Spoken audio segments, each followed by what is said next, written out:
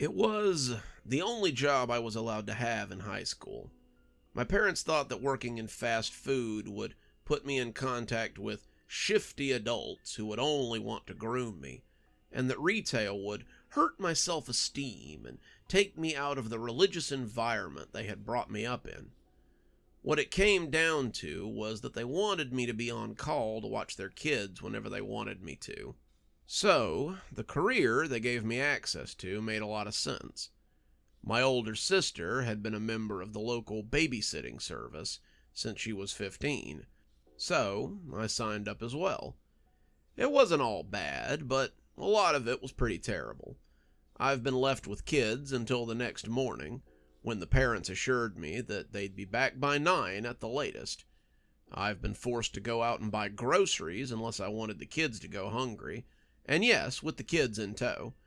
I've been screamed at for letting the kids watch TV, been fired without pay for having them turn up covered in their mother's makeup after being in their room playing, and even had one of them prank call the cops and had to explain what had happened to them.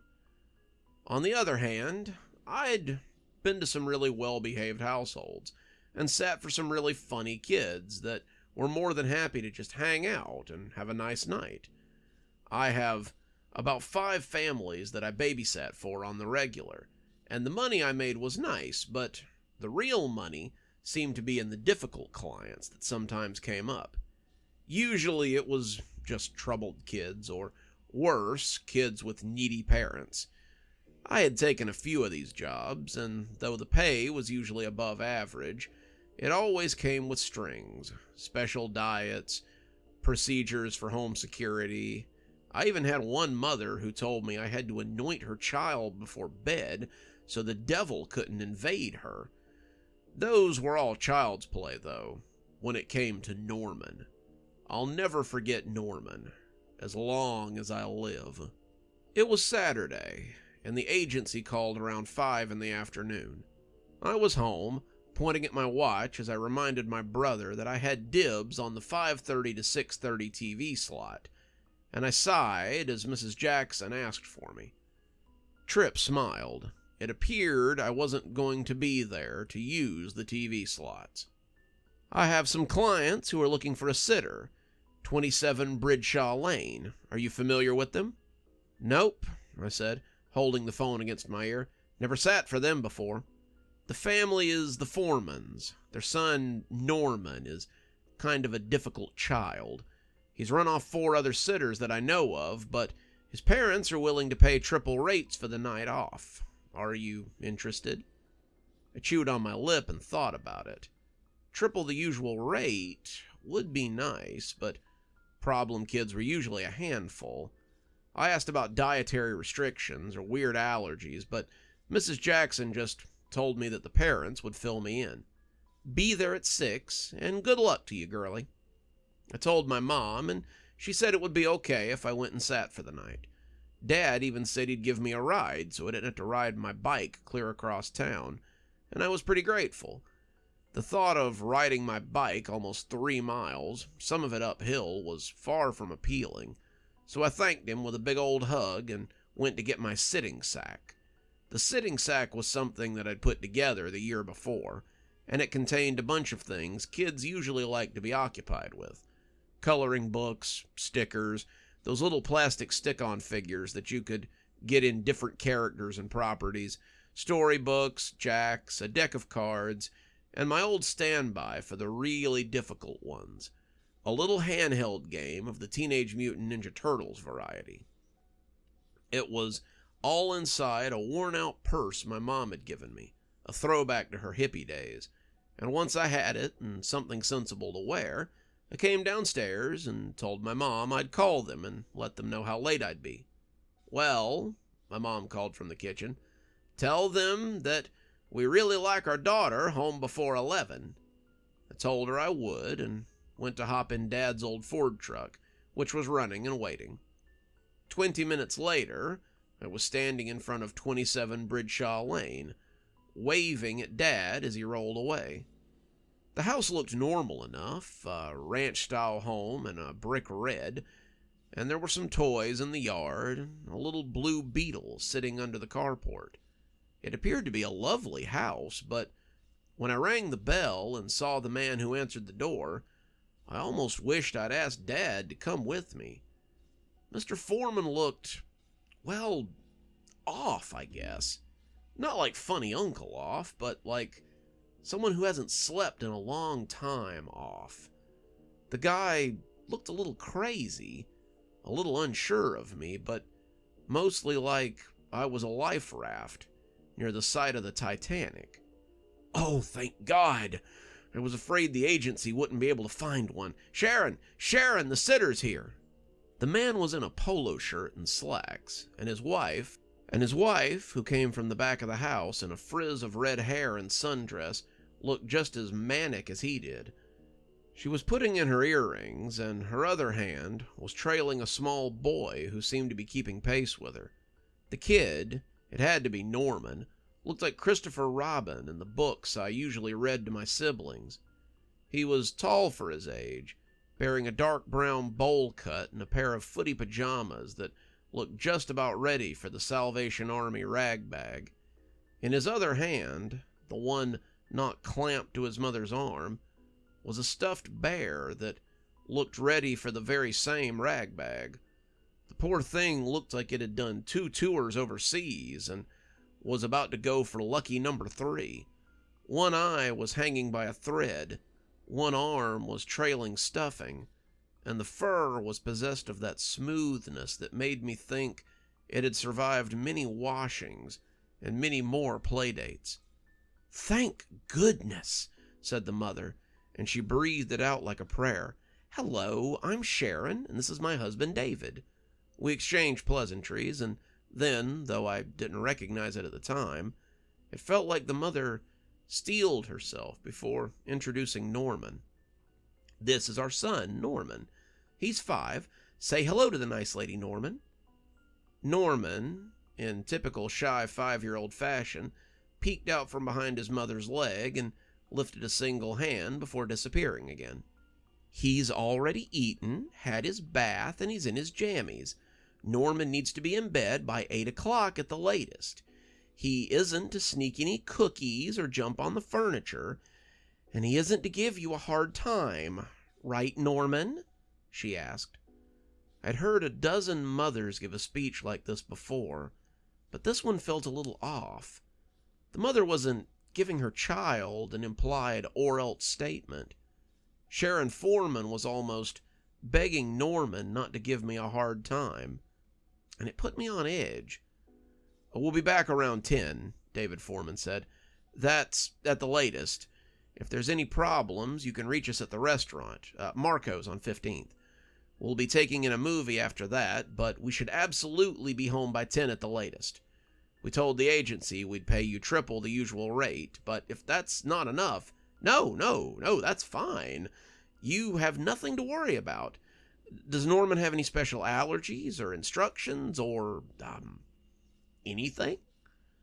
Sharon Foreman looked down at her son, one of those unpainted nails coming up to her mouth, and shook a little as she looked back at me. "His bear, his Lovie, don't ever let him be without it. It's very important to him, and bad things happen when he's without it." "Make sure he always has it," David reiterated. "Never let it leave his side."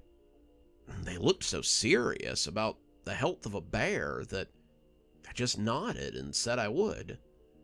They left then, kissing Norman and telling him to be good, and then it was just the two of us.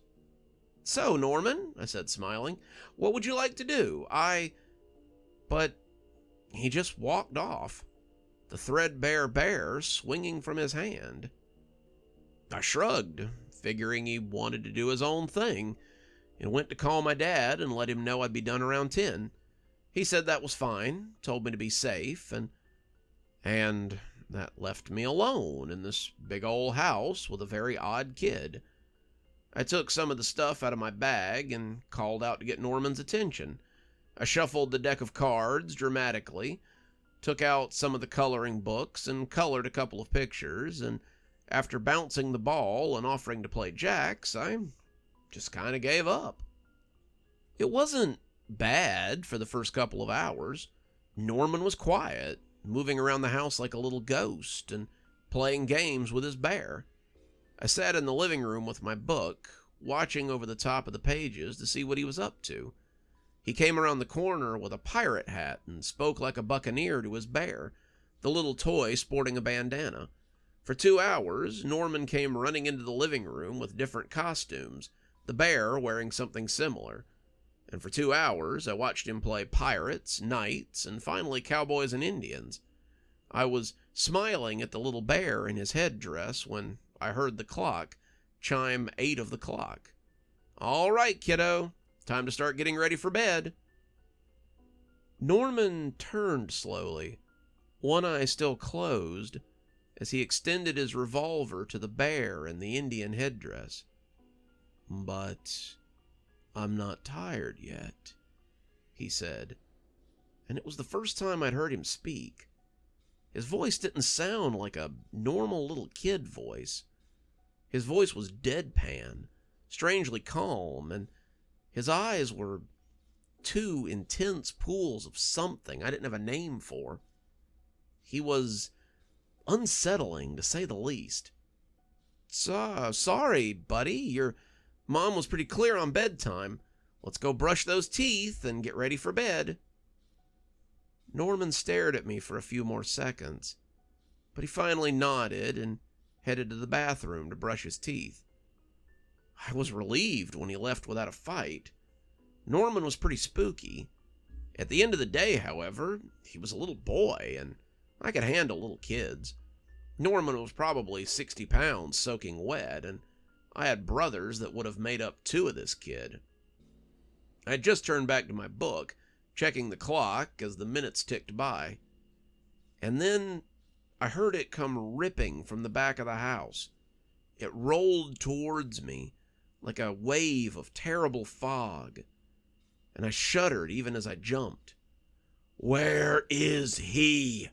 he screamed, and his voice was anything but calm and reasonable now. He came thumping from the back of the house, his breath coming in gasps as his hate-filled eyes bored into me. "Where is he?" he asked again. "Where's who?" I asked, standing up and putting my book down. "Who are you talking about?" "My bear! My Lovie! Where is he?" My fear and confusion began to ebb away as I remembered what they had said about the bear. "Oh," I thought, "he's just lost his bear. We can find it and everything will be fine." I got down at eye level, the same thing I had done dozens of other times, and attempted to soothe him. "Hey, it's okay, sweetie. You probably just left it in the bathroom. Let's go search for it and see if we can't..." His head flopped back suddenly, making me worried he was having a fit, and then something started rising from his open mouth. I backed up a little, falling on my butt as black smoke began to pour out of him. His eyes had rolled up to the whites. His mouth hung limply open, and something like smog off a garbage fire was beginning to billow out of his open mouth. "Where is he?" he bawled, his voice hollow and deep. "Where is he? My Lovie!" I backed away, not sure what to do. I'd dealt with some real tantrums before, but this was a first. The smog was beginning to fill the room, clouding my sight and making it hard to see. I coughed as I breathed it in, the smoke tasting like burnt plastic and fireplace ash, and I knew I had to get out of here. No, I didn't have to get out of here. I may not know exactly what was going on, but I knew that it wouldn't stop until I'd returned the bear to him. I ran for the back of the house, covering my mouth with my shirt, and as I did, the smog came after me. It was going to fill the house before long, and I needed to move quickly.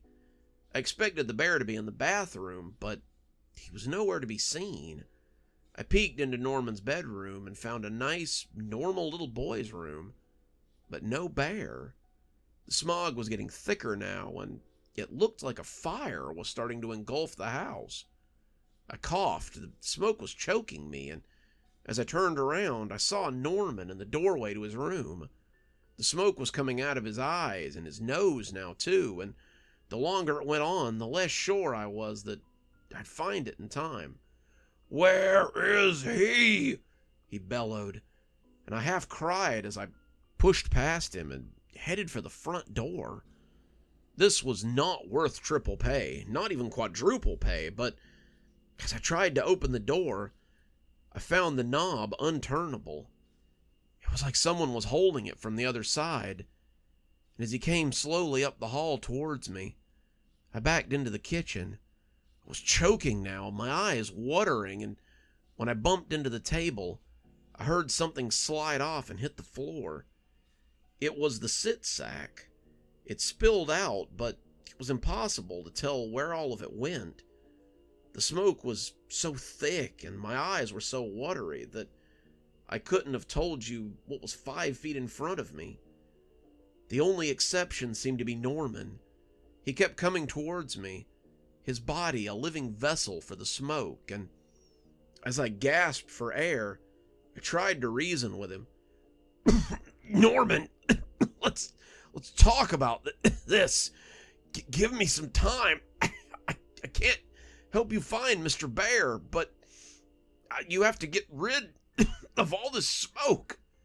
"Where is he?" he bellowed, and it seemed to be the only thing he could say. My throat was aching from the coughing, my eyes watering, and my breath becoming harder and harder to pull in. I was going to die here. I was sure of it, and I tried to beg him not to kill me, but the smoke made speech impossible. Then Norman's foot came down on something, and he suddenly stopped. His head canted down, something flashing beneath the smoke, and I heard something that made me think I might be going crazy. There was a tinny, 8-bit sound from beneath the smoke, and I realized he'd found my trump card, the one I held out for the problem kids. His eyes rolled down like a pair of window shades, and he reached down and picked up the little white handheld. "Oh, cool," he said, in that hollow voice I'd come to hate. "Ninja Turtles." The smoke began to dissipate, and as he sat on the floor, his legs going crisscross applesauce, I just sat there in shock for a moment. I was speechless. It was unthinkable. I'd been minutes from death, seconds from passing out due to smoke inhalation, and my life had been saved by 4 mutant turtles and a cheap $5 handheld game from Walmart. I was sitting on the porch when his parents got home an hour later. I left Norman sitting on the floor in the kitchen, still plinking away at his game, and the parents must have suspected that something had happened.